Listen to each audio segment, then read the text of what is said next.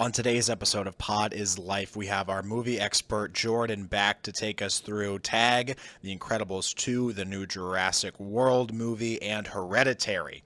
Then we have our Bachelorette correspondent Emma to catch us up on all the drama and all the guys that are left in this season of The Bachelorette. Then Brennan and I recap and do a deep dive on Brennan's favorite episode of Black Mirror, talk a little bit about that series in general before playing this week's game, a brief World Cupdate, and giving our closing thoughts of the week. Thanks for listening.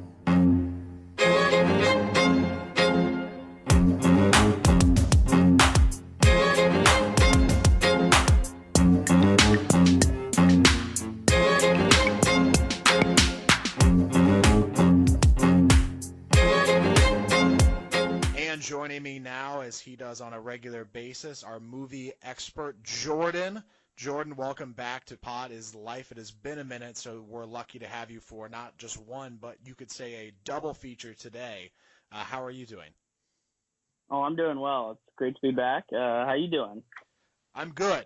The NBA free agency has started to slow down, so I'm not checking NBA Twitter every 5 seconds. I'm down to like every minute and a half, and that feels better. I feel like that's probably more natural, and so I'm starting to be like, oh, look at that. There's clouds, there's birds, and I'm coming back out into the world. And one of the things I have missed is some of the recent movies that have come out.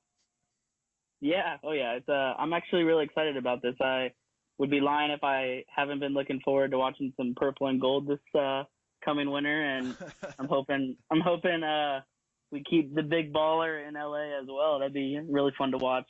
Oh yeah, well, I can't wait for all the columns on whose team is it? Lance, Rondo, LeVar, or LeBron? Well, I got to borrow from my guy Colin Cowherd, and I believe it's LeBronzo all the way. I like that. Yeah, I think we'll hear that quite a bit in the coming weeks. But Jordan, let's get to it. You have seen all of the movies, it feels like, but you have 4 movies to review for us today. Where do you want to start?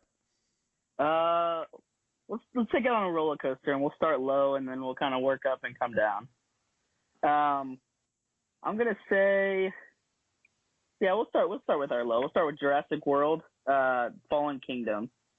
So the sequel to our initial Jurassic World with our beloved Chris Pratt, who gave the speech of a century a couple weeks ago that if you haven't seen, I would definitely go watch. A little pushy on specific narratives, a lot of ethical talks, which, I mean, you get a little dose of that in every kind of Jurassic World, but a pretty cheesy storyline, I'm not going to lie. Ridiculous plot twist at the end, so I'm kind of dreading the conversation that it may bring with a child, considering my nieces and nephews are really, really big dinosaur fans. Mm-hmm. So I'm curious to see what kind of conversation that'll bring up with an adult. So I was very not impressed by this. I kind of walked out of it thinking, wow, Chris Pratt, come on. But yeah. So really all I can say without giving out too much. Well, that was one of my notes. I have not seen this one, but I just remember from the previous Jurassic movie was Chris Pratt. It seemed like whether it was his decision or the director's decision, he just seemed like such a cookie cutter mold. They're like, we want you to be this kind of character, and that's it. And it just seemed very, very rigid. And so it sounds like, was that the case you thought again, where you just were looking at him and you're like, oh, because I thought the same thing with the first movie. I wanted to like Chris Pratt more.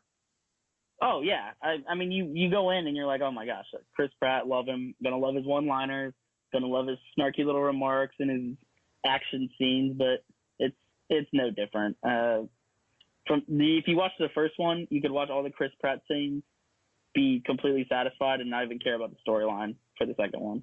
Oh, wow. So I really got nothing out of it. It was very disappointing in my regard. Well, and it sounds like even the storyline left something left something at the table, which I can imagine because, again, we left the last movie where they left the park. And so, obviously, we know that this story takes place back on the park. And the premise of the movie, if I'm not mistaken, is that there's a volcano that's going to, destroy everything. And so they want to save some of the creatures or some of the IP potentially. But just in my mind, it just cracks me up because I'm thinking the premise of the movie is you have to have a plausible reason to get everyone back to the park. And the reason is, hey, we have to go back to save these dangerous animals that are destroying everything and that are a huge hazard to us and that made us leave the island in the first place. And there's a volcano element. So it just seems like not the best idea. No. Oh, absolutely not. So, it follows the same other line where it always begins, it's, oh, well, we have these fail-safes put in place, so we can always keep track of the dinosaurs. They'll never escape. If it happens, we have this, which always seems to show that the worst-case scenario ends up happening, and then they escape. So, without living too much to be given out for this and a spoiler, but I really think the third installment of this, because newsflash, there's going to be another one, Mm-hmm. but they really go with a millennial approach, and they, instead of going to the dinosaurs, they bring the dinosaurs to everybody else. So I'll leave it at that with a little mysterious kind of twist on it. Yeah. Was my last question for you is, was Bryce Dallas Howard at least good? I liked her in the first movie. Oh. Did she live up to the part again? No. I was expecting her and Chris Pratt, like I said, to just take it over like they did the first one. She had a much smaller role. She had a little more action in this one, but they kind of played off on the other kind of like ancillary characters that they had. They introduced a veterinarian character and then a computer hacking guy, which they always seem to conveniently have in one of these movies. But no, I actually was kind of shocked as high as she was billed for this that she didn't have a little more of a central role in all of it. I would almost say that she was kind of third, considering one of the newer characters that they introduced. And then, of course, Jeff Goldblum, you put it fourth then, right? Jeff Goldblum, I'd probably give 1B to Chris Pratt's 1A because he begins and ends the movie. But it was a comforting thing not wanting to rip my hair out seeing him at the end of it, and it was comforting sitting down in my chair seeing him at the beginning of it. I'll put it at that. Yeah, good to hear. Jeff Goldblum just helping to at least ease your mind with this movie. Well, Jordan, sounds like it was not your favorite movie you've seen thus far. What was your official rating for it? I'm going to give it 1 out of 5 Benedicts. Oh, wow.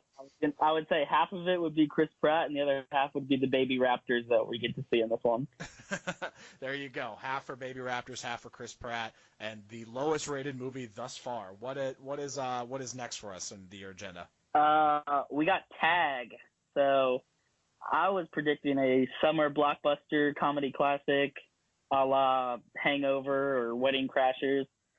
It's about as close as we're probably going to get this summer with a great cast. I love Nick Johnson. Nick Johnson. No, not Nick Johnson. Wow. Jake Johnson. Excuse me. He plays Nick in New Girl. Mm-hmm. And Hannibal Buress, obviously, love him. So I found myself laughing a lot. Wasn't crazy about some of the details, but I know it's based on a true story. So they show you like an end montage at the end of actual footage of the guys. So I thought that was really cool because a lot of the details in the scenes were things that really happened, which looking back on it and like thinking of my group of friends potentially doing something like this, I really enjoyed that. But some of the effects that they added onto it were funny at the time, but I think they were a little overkill just in each little aspect. It almost seemed like it was kind of just repetitive the entire movie. Yeah, at a certain point you can only do so much with the concept of tag, right? And then you just have to start throwing things in to get you to the 90-minute mark. Oh yeah. But yeah, you mentioned Jake Johnson, Hannibal Buress. There also was Ed Helms, John Hamm, Isla Fisher, Jeremy Renner, Rashida Jones. So really an all-star cast. Yeah, so Ed Helms I would say was probably the lead in it. John Hamm had a more outspoken part than I've ever seen him have in a lot of movies because he usually plays the silent killer, Don Draper kind of type. Jeremy Renner was I don't know. He was Hawkeye, essentially. He was Hawkeye until the very end of the movie. He was very stern, very cool, and the quiet behind-the-scenes guy, so I enjoyed that. And then, so it was a good rounding of all the characters, which I liked. Isla Fisher was good. She was one of the funnier characters, actually, I would say. And Rashida Jones, she played a very minor part, but she's actually kind of an integral plot twist to it, too. Yeah, You mentioned with Jeremy Renner who basically played his same Hawkeye character. Just the idea of him and Ham being in a comedy summer blockbuster just seems so foreign to me. Like those two guys are like, oh yeah, sure, like I'll try this out.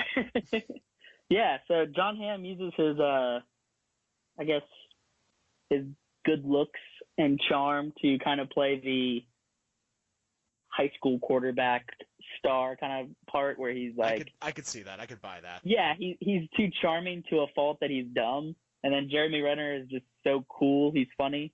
So he's got snarky little remarks, which I enjoyed. I actually learned Jeremy Renner broke both his arms in a stunt during this movie. So in a lot of the filming towards the latter half of the production, he had to wear these like green sleeves so they could CGI a lot of his arms in the different scenes because he is like a personal trainer, martial arts guy in the movie.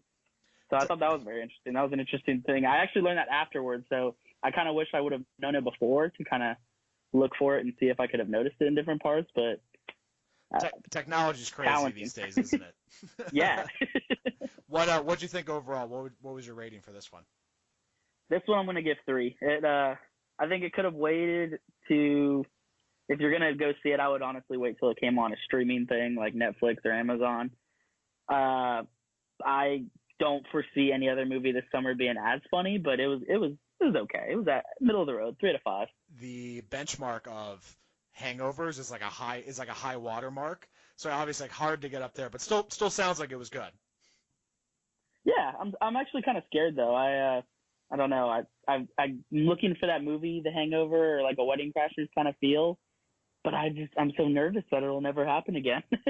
Well, especially with everyone just making sequels and remakes. But no, I'm with you. It seems like we're due for another one of those movies. Yeah, definitely. But not this summer. I hate to break it to you guys. Heard it here first. Jordan, what was the third movie you saw? Hereditary. So I was touted and told that this was the scariest movie you've ever seen.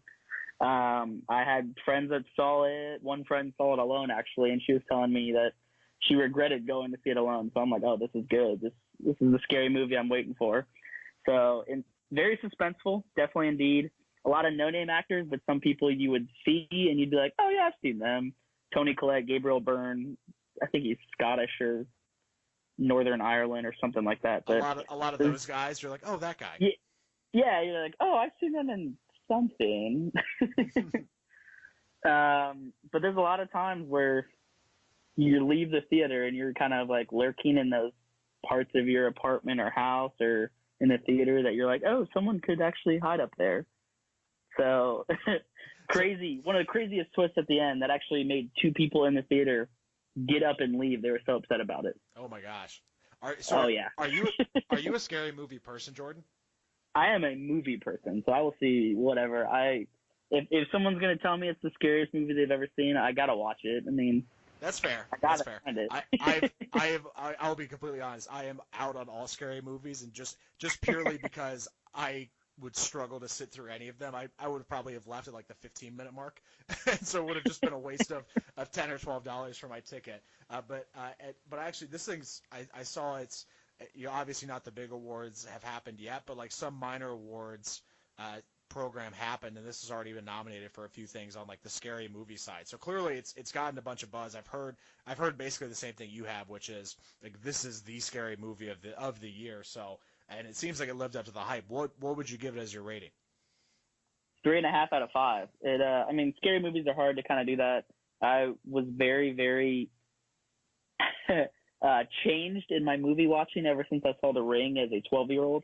Oh, wow. So, yeah, I was very scared of that. I don't think I've watched the VHS since.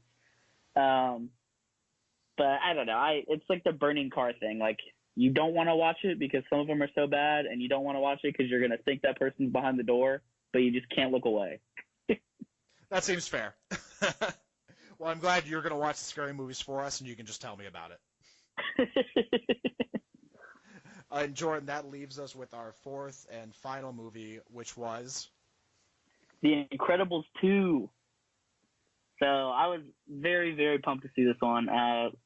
Really long and heralded release that I think everyone in the mid-20s to early 30s or even late teens at some part. We're really excited to see, just because the first one was kind of a staple of the Disney Pixar. I think this is Disney Pixar. It is, yeah. Okay, yeah. Disney Pixar kind of fandom that we all kind of grew on. It was kind of long. There's a new villain and an obvious plot, which, I mean, it's a Disney movie, so some of the plots you're not going to get too great with. I loved a lot of the superheroes they added, so it had a very good comedic aspect of it. Jack is the star of this show, or this movie. But yeah, like I said, it kind of drags along. So that part kind of sucked. Would you say there's too much Jack, or like just enough Jack? Because that's what I've heard is from people that have seen the movie, is that there's a lot of it. But is that a good thing? Are we okay with that? There was a lot of it, almost to a fault. Yeah, I would agree towards that side more. But it was good because it was an introduction to him. I would actually really hate to see if Disney and Pixar went with a spin-off of him separately, unless he was like a grumpy, just reborn I am Groot kind of teenager kind of thing. Mm-hmm. Which I could see that taking a really good turn for Incredibles 3. But if they rush into this and then do an Incredibles 3 with Jack as the main star and just it's too forced, then I could see it going really bad. But yeah, I would probably err to the side of that there was almost too much of him. Yeah, that's kind of my idea too, because in my mind, Incredibles 2 is, I want there to be more world building. I want to know more about, why, again, like the whole idea of the superheroes having to go away and living in fear. And, arguably the best part of the first Incredibles is the Frozone moment where he's like, honey, where is my super suit? Like having more of those moments. And so I don't necessarily need to be a fly on the wall to see Jack run around. Well, if you didn't notice it though, the super suit comment, mm-hmm. Even in the trailer, they flip it and the woman has the star line when he says, I'll be back ASAP. And she says, you better be back. I forget how, but it's something like that. And so that's the trend that we see. And then even with Mrs. Incredible Elastigirl being the star of the beginning of the movie. So, hey, 2018, I told you before. You did. Jordan, where do you put this in terms of all of your, I don't know if you're a big Pixar movie guy, but this is the 20th Pixar movie. Brennan and I talked about Coco last week and trying to place that amongst all of the rest. Would you say this is like a top half, bottom half, or just it was kind of it's another Pixar movie, but nothing too special? What did you think? You said there were 20 of them? Yes. Okay, so if we could split it into almost equal thirds, I would say it'd be a middle tier kind of, your B minus, B plus kind of grade. I wouldn't say it was an A minus or A plus, but whereas Incredibles and like most of the Toy Stories would probably lurk more to that top tier, Coco would kind of be where Incredibles 2 is in this kind of middle tier, I would say. Mm-hmm. So my favorite part, honestly, was the short about the dumplings that happened before it. I couldn't stop laughing about that. I thought that was so funny. So then what was your rating for Incredibles 2? Middle of the road again, 3 out of 5. So if you have kids that you plan on taking to this movie, or you yourself is an epileptic, I'm dead serious here. There's one portion of the movie that is insane. I felt like I was in a Skrillex concert or something like that. It was very trippy, very wild, but very cool. If you have medical conditions, beware. Gotcha. Good to know, Jordan. Not just helping out with our movie decisions, with our life and health decisions as well. What else? I got to do my best. What else are you looking forward to in the coming weeks, Jordan? Oh, geez, I don't know. That's a great question. Probably Ant-Man and the Wasp. That's definitely one that I'm looking to see. Uncle Drew with all the NBA free agency going on. And maybe the Sicario second Day of the Soldado. Yeah. I love the first one. That's one I think it's worth seeing just for the name. I mean, Sicario 2, Day of the Soldado. Oh, yeah. That's a top 10 action movie name. Most definitely. Jordan, plug yourself. Where can the people find you? At Jordan Aaron, hashtag Benny Vetti Vici. I actually put 2 more up this past weekend. I loved it. I saw one of them you rated pretty high. I think it was like an 8 or something. Oh, yeah. It was one of the best ones I ever had. But it may have been the pancakes that I was eating with it. That was little biased on that one, but it was delicious. Hey, that's not on you. That's not your fault. Jordan, thanks again, and look forward to talking to you next time. Alrighty, always a pleasure. Thank you again. And now we are back, joined with our Bachelorette correspondent, Emma. Emma, it's been a minute, so let's set the stage. We started off this episode with 9, I believe. Let me do some quick math here. Leo, Chris, Garrett, Colton, Connor, Jason, Wills, Ryan, Blake, and Lincoln. We started the episode with. We did not end the episode with all of them. No. And there's been so much drama along the way. So started with 9. It's set in Virginia because, Virginia is for lovers. But it was more like Virginia is for drama this week. And it was just like, I've said it before, I think guys are way more dramatic, and that really came out in this episode. So poor Becca, but I'm excited that next week they get to go to a tropical kind of vacation to de-stress from it all. Yeah, I mean, nothing says Bachelorette like Richmond, Virginia, right? And it seemed like so clearly Richmond, Virginia Tourist Board or Board of Tourism was like, hey, you get all of the tax credits in the world, but you just have to film one episode here. Exactly. Now, to their credit, like they did a lot of historical things. My favorite moment was actually in the credits where it's Becca talking to Abraham Lincoln and George Washington, who both are very well versed on her life. And Abraham Lincoln is talking about how he's so glad that she emancipated herself from the union she had with Ari. And how she thinks she'll find a strong union with one of the other men there. It was so funny. They're both talking to her about how being a bachelorette is much harder than being president because, they have people telling them what to do, but she has to, follow her heart. And sometimes that's the hardest decision.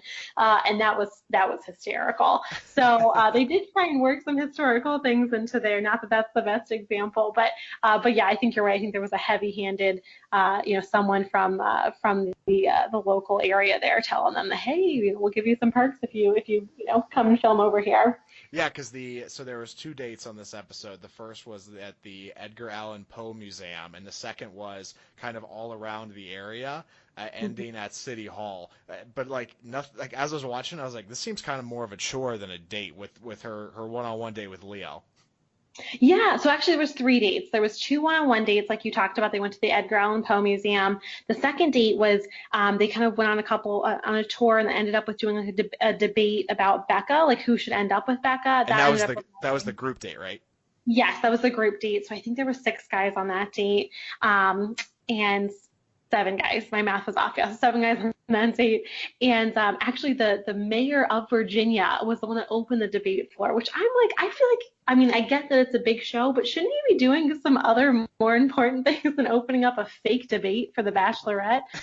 I thought. I don't know. Maybe not. Yeah. Maybe that was the most important thing on his agenda. Then I think he's going to have some issues, coming up in the state there. And the third date was with Leo, where they actually took this really beautiful helicopter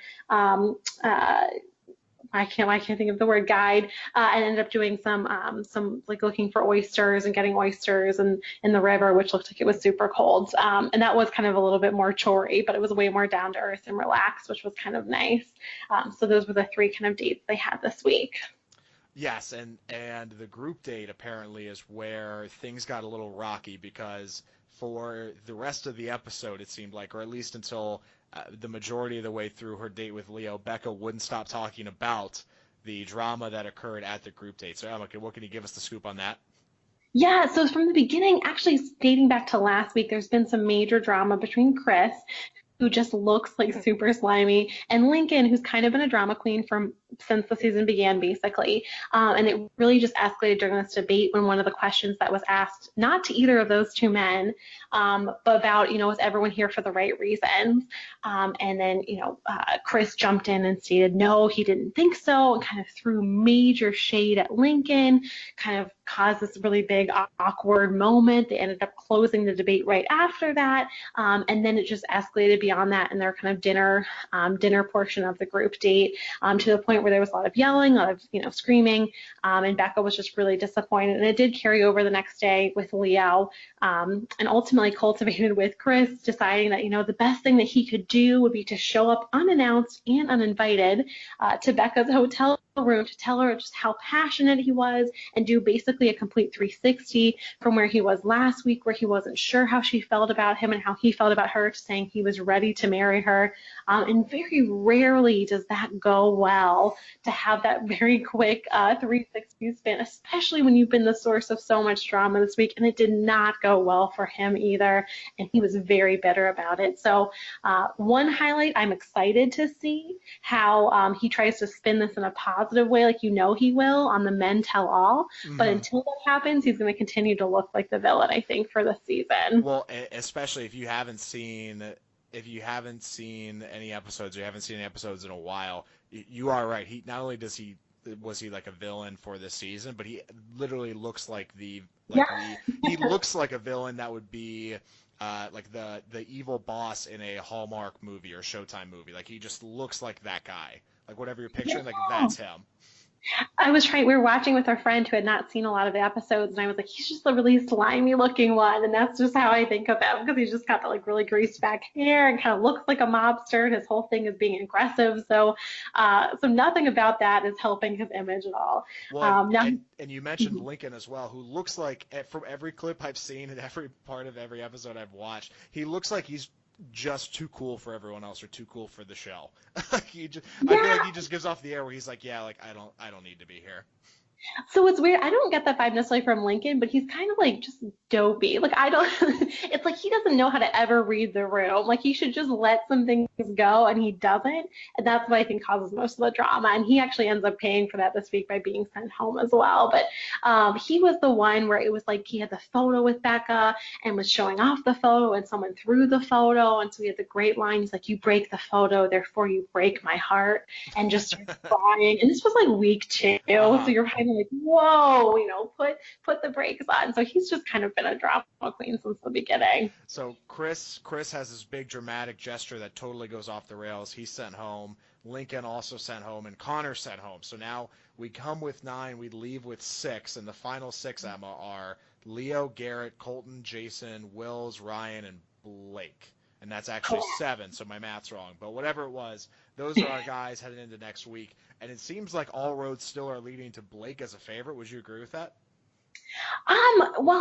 So here's what I think. I think Blake is definitely a contender. I personally love Garrett. I want to see Garrett end up in the final, at least the final 2. But I actually think Colton's the one to watch. I think there's been some drama with him this season, but I think Colton over Blake at this point would be my pick for the final rose, even though I want it to be Garrett. He just seems like such a teddy bear. And even Blake, I think, seems like a good guy. I think those would be my top 3 at this point. I don't think the others have formed a strong enough relationship, but that all could change next week. Well, and Colton's the one who he has dated several other high profile people, right? Like, wasn't he dating Aly Raisman at some point too?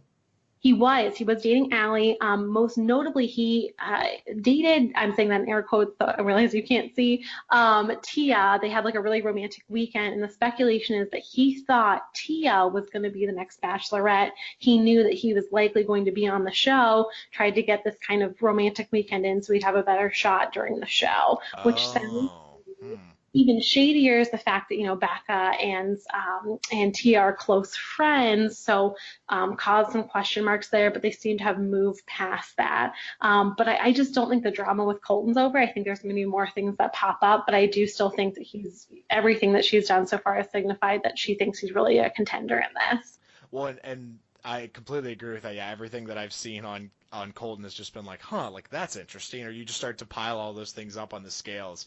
Emma, my 2 cents on Garrett, which I thought was interesting, is he showed Becca, and the camera caught like his note from the I think, what was the date called? It was called the Becca election. Yes. So his debate notes. He has unbelievably beautiful handwriting. I'm not sure if that's a good thing or a bad thing. I just noted that. I was like, wow, like, that is incredible handwriting. Attention to detail is never a bad thing. But yeah, I know. I thought that was like written. Like, I thought it was like typed out, and then I was looking at it as they showed it. I'm like, wow, that's beautiful. Well, then Garrett, and so then after that there was the cutaway, and this is obviously more on the producing side, but they kept showing these clips before Becca gave out the group rose to Colton. They kept showing clips of Garrett, continuing to talk about him and Becca's relationship, and then they have the great shot of Garrett right before the rose is given out, and Garrett is like 1,000% sure that this is his rose, and then it's given to Colton, and he just looks devastated. Yeah, you feel bad because it's like clearly he thought, that he was going to get it and just didn't. And, they have to recover so quickly because you can't be the guy that's like mad about it, but you also, have that emotion. I personally love Garrett. He's the one that showed up in the minivan. Like he showed up first night in the dad minivan because he's like, this is what I want. And I just have mad respect for that because it was so funny and so cute. So Yeah, absolutely. got that dad Power vibe, play. Mhm. So we're thinking Colton is going to be our main source of drama now that Crazy Chris is out of the picture. Anybody else that could be a surprise outside of the top three you mentioned? You just never know. Jared this week, who also looks a little slimy. He's like, I don't know where he's from, but I know he's like a big banker. He this week was kind of the first to make his feelings for Becca really well known to her, and so we'll see how that goes. And I think Leo could ultimately end up having some more drama. He's been pretty like quiet and been like this big teddy bear the whole time, but I just have a feeling about him too. So really, I think anybody, we have to keep an eye out for everyone because you just never know what's going to happen. Last question, Emma. Does Leo have better hair than Becca? Yes, I was actually just talking about this. I don't think I could ever date someone that had better hair than I do, and I think they're walking that fine line right now. Yeah, so Leo is the stunt man, and he has just flowing locks of hair. It's beautiful. But what kind of weirds me out a little bit, I read that he only like washes his hair like every other week. And I think that there's got to be a moment when you get close to the time when they need to wash their hair, that would just be kind of gross. Yeah, especially if he accidentally fell into that Virginia River and now he smells like oysters and it's like, oh, it's a couple days before he washes it. Yeah, that could be problematic down the line. Yeah, for sure. But that's my issue. And I think, I'll, shout out to Becca, but I just don't think I could ever date someone who's had, whose hair was just way more beautiful than mine. And he's got such a beautiful head of hair. So we'll see if that's a point of contention later. But Emma, we will check in with you as we get closer to the finale and as the season starts to wrap up. But again, Bachelorette, you can find it on ABC's Monday night. Emma, thanks for joining us and helping recap the season. Absolutely. Thanks, Harry. And we're back. Thanks for joining us, Brennan. Talking all things pop culture today, and we start with the deep dive that we did for this week's show. Your pick, Black Mirror. You've been more into this show than I have been.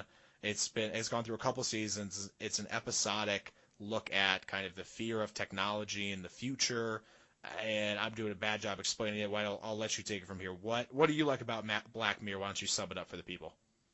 So kind of like you said, yeah, it looks at technology and how basically it's going to take over all of our lives in the future and we're absolutely screwed. What's interesting is it's named Black Mirror. Did you know it's named Black Mirror because if you look at your phone or a TV when it's turned off, it's essentially just a black mirror. So it's all talking about technology and how it can evolve, will evolve, what's the world going to look like in 30 years in current, I guess, situations of today. So the episode we watched was Hang the DJ. It's in season 4, which is the most recent season of Black Mirror. If you do watch Black Mirror, it's not like something you have to watch in a row.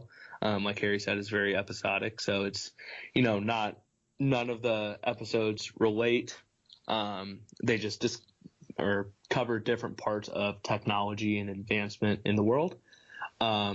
So this episode kind of got into the online dating, Tinder, Bumble, fill in your dating app trend that's going on in society right now. Elite singles, Hinge. There's another one that The League, I think it's called. You have to be like certified to get in, like whatever. I'm never going to be in that one, I guess. But basically this episode centers around Frank and Amy.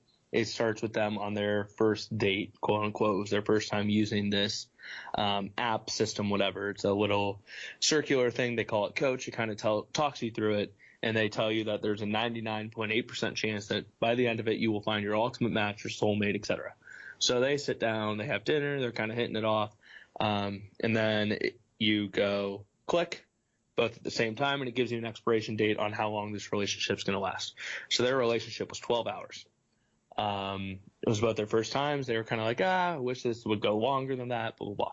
So then it goes through, after their 12 hours, they both go into separate, new relationship match thing. They're both longer term, run into each other at a wedding.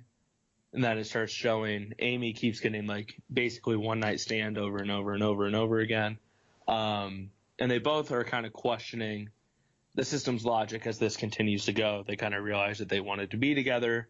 And end of the episode shows them running out over this wall. So I think that this like app whole thing is like this whole community that they live in, that everyone in this community is kind of like using the same app and program where you match, you go to this like basically tiny home type deal and live there for the duration of your relationship. So it shows them they get matched up again. They agree not to look at the expiration. Frank caves, looks at it, says 5 years. He's like, oh, dope. And then since he did it alone, it keeps going down to like 12 hours. He tells Amy that he did it. She gets pissed. Then it tells them they have their ultimate match. Amy says, you get like one last goodbye. They both pick each other. Instead of, saying their last goodbye, they run out of this world. They're climbing over the wall, and then it kind of just all goes pixelates.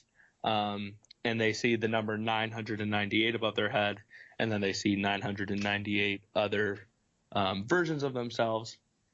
And at the end, it just says, 1,000 trials complete in 998 times, so 99.8%, they decided to rebel against the system and be together. So it was an interesting topic. So, Harry, I'm interested, because I had seen it before, so I went back and watched it again. How did you feel experiencing this for your first time? Yeah, so one of the reasons I haven't really gotten into Black Mirror is I've heard great things about it, but I'm just really out on a lot of shows that are episodic in nature, because my first thought about halfway through this episode is I was like, oh, okay, but I know they're gonna wrap everything up at the end, and I was selfishly like, oh, this would be a great 2-season Netflix or HBO thing, trying to explore this whole hey, you have this perfect match, and then what if you don't agree with it, or you think it's wrong, or it's against you, and somebody else is pulling the strings. I just kind of was vamping on that, and in the meanwhile I had to be like, oh no, okay, this is it. It's just this one little bubble. So that was kind of in the back of my head the entire time. In terms of this specific episode, I was really in on it. I think it was really interesting. A lot of concepts and ideas that it asks without directly asking. This whole idea of an expiration date, whether it's for a relationship or whatever it may be, kind of just asking this idea of would you like that? Would that what is that something that you would enjoy? How does it then affect your time? So I think it's really interesting how they use this story to kind of ask some of those bigger questions. In terms of the simulation, that just kind of threw me for a loop, because I thought that they were going to escape and then wake up from some simulation and be you guys are the two people. And then it kind of threw them back into the real world, where apparently they were just using an app, and the app was hey, that's your person across the room. So I'm curious what you think. Did everything happen in the app, or was that real life, or are we not, we don't know? That is one of the things that kind of at the end I kind of forgot about. So at the end, it shows what you think they're experiencing is the 1,000 trials, 1,000 simulations. And like Harry said, you think they just get dropped back into their worlds, knowing all of this stuff that happened. But it flashes to them in a bar, both saying has their, Tinder or whatever, you're a match, a 99.8% match. So I'm guessing that this app, based on that, did its simulations in going into the how far can technology be advanced discussion. It did 1,000 simulations and then showed what percent match you are. So maybe that is the next step of these dating apps. I don't necessarily agree on you saying that you'd want this to be a 10-episode series, because the reason I think that Black Mirror is successful in being episodic is because it leads to conversations like this, where it's it leaves it open-ended so you can really sit down and think about how much I use technology, how much is too much, and are these topics we really need to be addressing, and et cetera, et cetera. It's more as opposed to really, like, obviously the screenwriting and everything's good in it, but it leaves you thinking a lot more after than just sitting down and being completely enthralled in the show. Like, you get to go back and think, like, oh, if this program existed, would I do it? You know, if I knew I was going to die at age 82, what would I do before then? Type stuff like that. So. No, I think that's a fair question. Actually, I love. Let's go down that rabbit hole.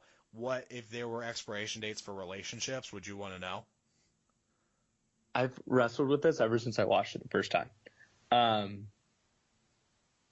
Part of me wants to know. Part of me would be like, yeah, I want to know what's going on with, me and this girl over here or whatever. How long is this going to last? What are we going to do? Blah, blah, blah. But I think that's also like, with limits on trying not to sound too cheesy, the romantic in me is kind of like, I want to let it play out. Part of dating, part of being in a relationship, part of, falling in love, whatever you want to call it, is like exploring the unknown.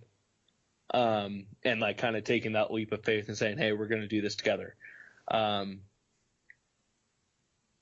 So I guess the part of me that's like, hey, I want to know if this girl's my soulmate, like right away, so I don't waste 2 years of my life type deal. Yeah, I'd want to know. But the other part of me that is, that hopeless romantic, that Owen Wilson and Wedding Crashers, the whatever, is kind of like, no, let's take this leap of faith, let's do it, and then like let life play itself out. What would you do? I was gonna say, way to straddle that question and not answer it. I would say I fall on the no side, just because I much more heavily lead towards your point about spontaneity and I'm more on that side with the flow.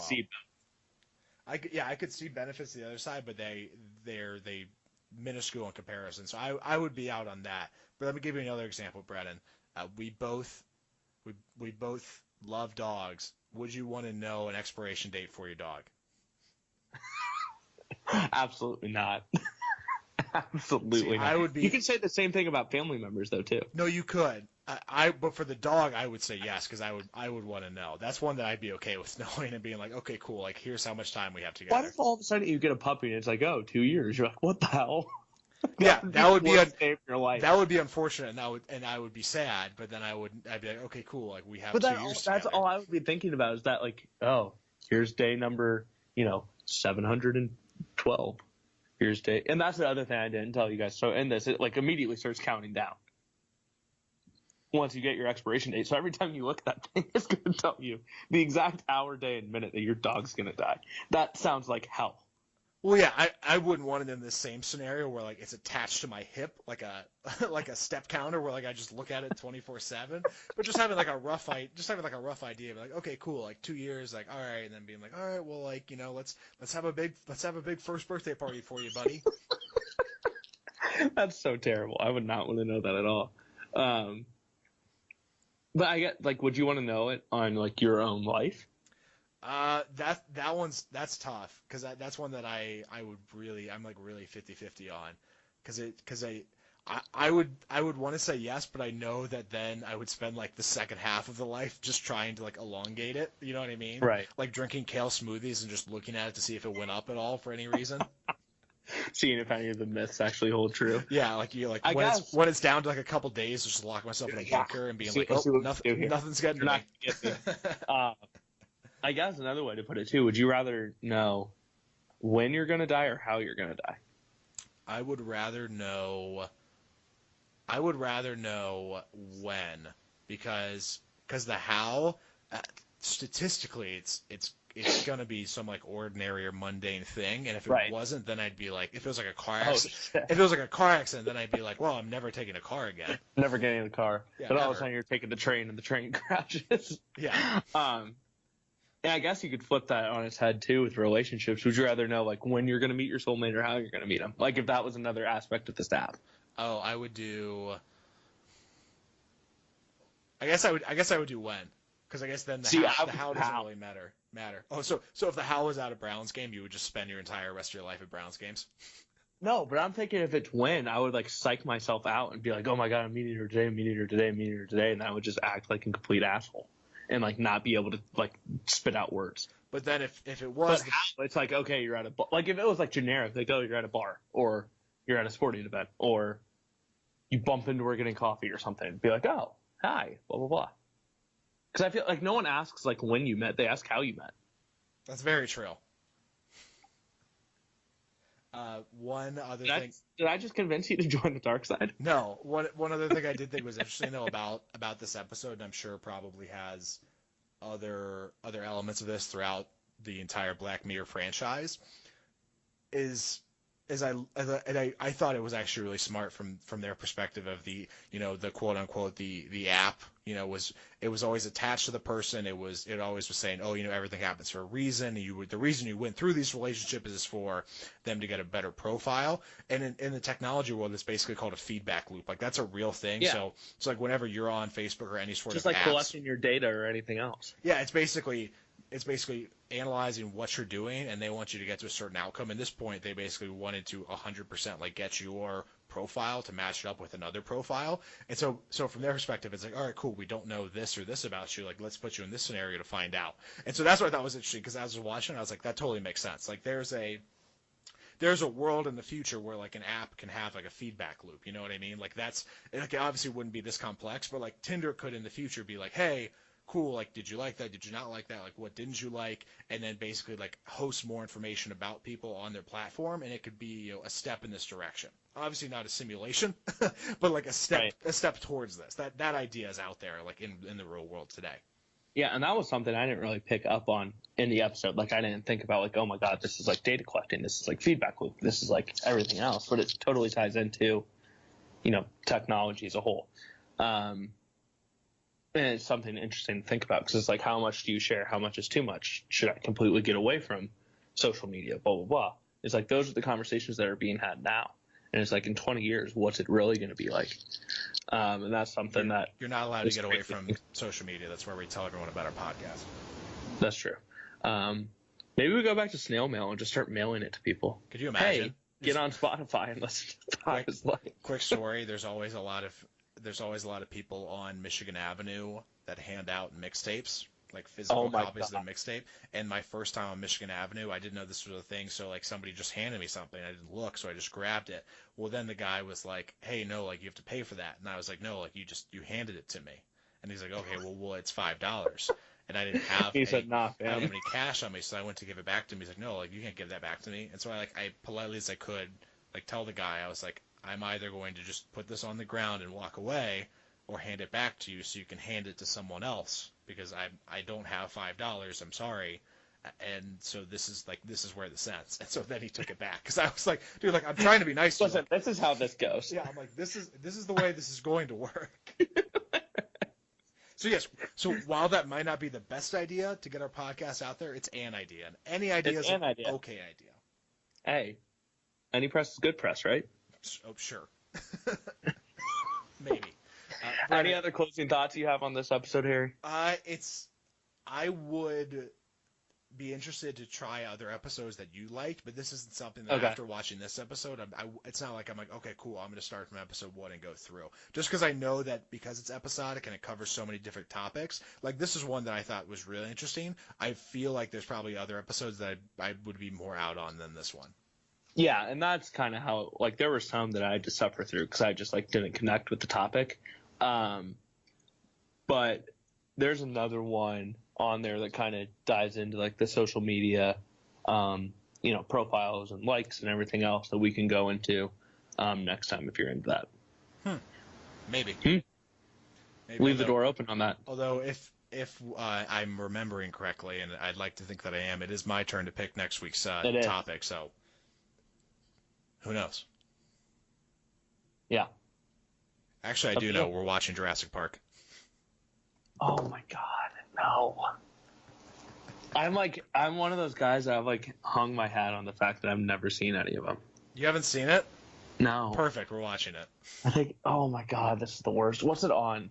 It's on Netflix. It just got added today. God. This might be where we cut it off. You thought it was the last straw. I thought it was LeBron leaving, but now, God, you're dropping Jurassic Park on. So we're watching Jurassic Park for next week's episode. So you have a week to watch it. Brennan, let's talk Drake. Oh my God! Speaking of Jurassic Park, Scorpion. Yeah, another maybe not so great topic for both of us.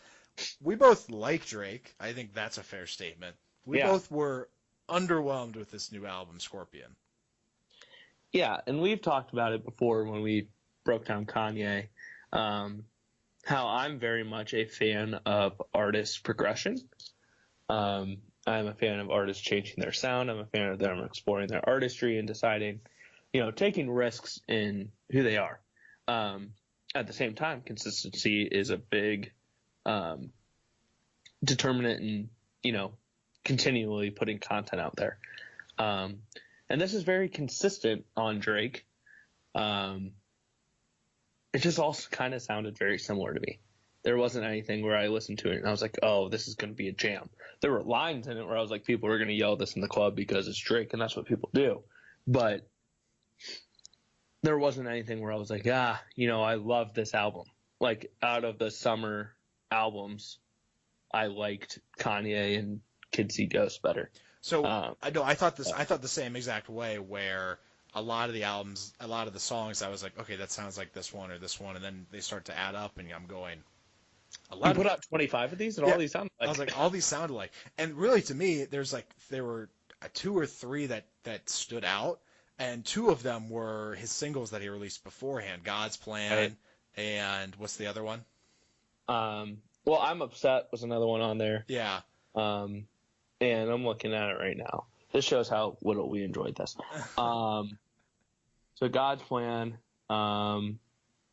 Nice for What? Nice for What? Nice for What was the other one. And so I almost got the impression that, like, he released those singles to get everyone hyped for this, and like those were like the quote unquote like summer jam, summer songs, and the rest of the album was him being like, all right, cool, like this is what I actually want to do, because it all sounded so similar and like had the same sort of vibe to it. And then those are just the 2 curveballs, was the 2 songs he released previously that if you've been on any sort of social media, at some point in time you've gotten a Snapchat of a bunch of guys saying like, I miss my, what is the line? It's like I only love my Venom mama. I'm sorry. Yeah, that line. And I feel like he was like, cool, we'll give everyone what they want in these 2 songs. The rest of the album, that's me. Yeah, and I mean, I did the started at the beginning, listened to it all the way through type deal. Thank you. Thank you for that. Instead of doing shuffle and like bouncing around on Spotify. But like nonstop, I liked. Emotionless seemed to be the one that was most popular on people's Instagram stories, etc. So there were a couple like songs that I was like, okay, I can vibe with this, but like overall, it was just like it was all sounded too similar for me to be like, this is an absolute banger album. And Cincinnati and Dayton got a shout out in one of those songs. They did. So Elevate, which I was happy with. Go Flyers. But also, if he calls that a road trip, like what the hell was he doing? That's like an hour drive at most. As someone who lived in Cincinnati and frequently commuted to Dayton, yeah, that's a 45 minutes on a good day. Like that's nothing special. Yeah. So I saw one tweet from someone in Dayton that was pretty funny, talking about how Drake probably played a show in Cincinnati, realized the strip clubs weren't as good as Diamond, so he drove up to Dayton. Could be. That could be it. Which was pretty funny. But yeah, overall, I mean, just not like whatever. Like it was kind of for me. I hear you, Brennan. And you know what else I hear? What? I hear our World Cup music.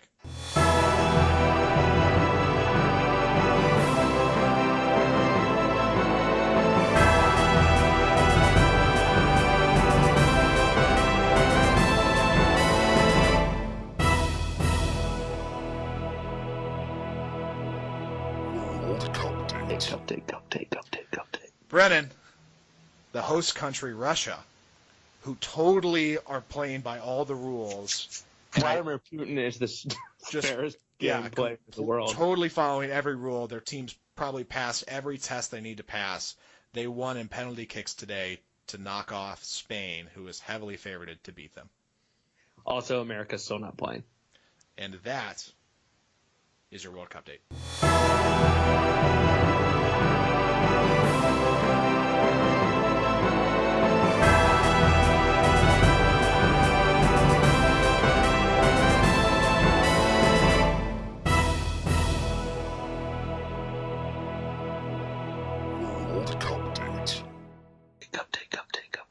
I'll be so sad when the cup date's over and we don't have any reason to play that anymore. We will find reasons. What we'll do is come up with new. what we'll do is nobody cares about. And no, we won't even hide this fact. We will use that same audio and replace World Cupdate with whatever else is going on, and just because I took a little bit of time to put together, and we are going to use it until the end. Brennan, Brennan, are you ready for this week's game? Always. Brennan, we're calling this week's game Payday Every Day.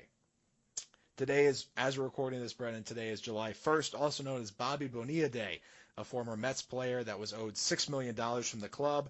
Instead, they came up with a deal to pay him interest, which amounted to $1 million a year. He gets it every July 1st until 2035. At the end of this deal, he's going to end up getting over $29 million instead of that original $6. One of the worst contracts ever, but he's not the only athlete. Or the best contract ever. Or the best, depending on what side you're on. But Brennan, he's not the only athlete getting paid to not play. Are you ready to play this week's game to find out who the other culprits are? Yes. All right, Brennan, first up. Right. This NBA player played for the Hawks and the Pistons, among a few other stops. But it's the Pistons who are paying this forward a hefty $5.5 million a year through the 2020 season. Played for the Hawks and the Pistons. Is this multiple choice? No. God. There's like a million people that played for both those teams. Is it like recent? So it's not like yes. Bonilla? These are all going to be recent. Okay. He wore a giant headband. The only person that's like coming to mind, and I don't even know if this is true, is like Spencer Hawes, but I don't even think that that's even close. I don't think anyone ever paid Spencer Hawes $5 million. It's Josh Smith. You should have given me better clues than this headband. Okay. What other clues would you have liked about Josh Smith? He's left-handed. Okay. And shot a lot of air balls. Sure. That could have also been Spencer Hayes, for all I know. Spencer Hawes. Brennan, I'm also looking up his career earnings. On to number 2, Brennan.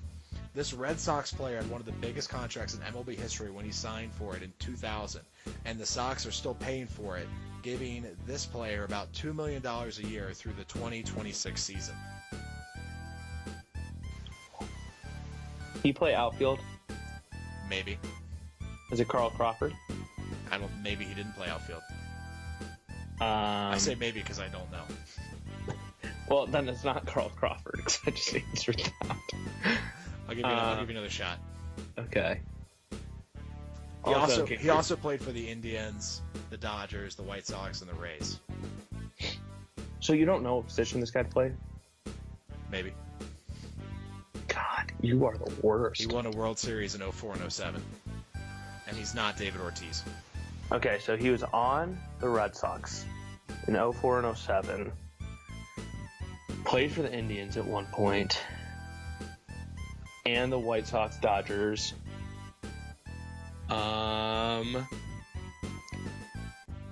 Shit. How do you not know what position he played? He was an outfielder. He was an outfielder. Okay. My guy. Big number 2-4, Manny Ramirez. Correct. There we go. Brennan, number 3. You're 1 for 1. 1 for 2. Number 3. This Moeller High School legend and Reds Hall of Famer is still getting paid $3.6 million annually through 2024. Wow. You want Barry Larkin? You want multiple choice for this one? Yeah. Is it Barry Larkin or Ken Griffey? Ken Griffey Jr. Or Ken Griffey Jr. Because Barry Larkin still wouldn't be getting paid. You're correct. It is Ken Griffey Jr. $3.6 million. Also, fun fact about Ken Griffey Jr. So apparently Moeller played my high school at DeSales in baseball when Griffey was there. And our baseball field, the center field is like, so right field fence is pretty much just this fence that lines the parking lot. And then the left field, center field fence is just another fence that like basically is the end of the property line for the high school. So there's really no like center field fence. It's just two fences coming to a corner. That fence is allegedly 519 feet away from the plate, and allegedly Ken Griffey Jr. was the only person to ever hit it out. Allegedly. Brennan, But I tell that story all the time talking about our high school baseball. Brennan, 2 for 3 and on to number 4. This iconic Timberwolf and Celtic is still getting paid $5 million a year from his former club, even though he didn't finish his career with them. Kevin Garnett. Correct. Celtics owed him $35 million. Really? Yep. They're still paying. Good for that. Brennan, last but not least, this NBA power forward has one more payday from the Spurs, even though his last game was in 2016. Big old Timmy Duncan. Yep, Big fundamental. Timmy Duncan's got one more check coming to him. Brennan, you went 4 for 5. Rough start, but you recovered. I recovered well. You've won this week's game. Your prize is always that you get to stay on as co-host. Congratulations. How do you feel? That one was tough. I would have liked it better if it was multiple choice. Or if you would have told me what the game was before so I could do a little research. Well, Brennan, no. When life gives you lemons, Yeah, not every test you take isn't going to be multiple choice. The test of life, it's not multiple choice. It's fill in the blank. Just getting you ready. Well, it might be, or you can know your expiration date, and then it's kind of multiple choice. Brennan, do you want to do our first closing thought, or do you want me to go first? Go ahead. So everyone, at least at this point, should have a credit card or a debit card that has a chip on it. Remember we went through the whole chip reader phase, where it was like you insert the chip, and then it was like, nope, you have to swipe, and then now you have to insert again, and then you have to swipe, and you have to insert, and the third time it'll work. Remember, that sounds familiar. That there's like 60% of stores that still have that issue. Well, that's what I'm going through right now. Is I was fine, and I completely am jinxing it now, but I was fine for a good 7 months. Like I was golden, chip worked just like it was supposed to. The last week and a half has been chip chaos. I mean, insert, swipe, chip unable to be read. And people have been like, oh, yeah, chip readers are weird again. And I'm like, why? Why is this a thing? Why does this keep happening? And we should figure this out. Maybe I should just switch to Apple Pay. Maybe it's not a big deal. But maybe it is, Brennan. And that's my closing thought of the week. Is your card close to expiration?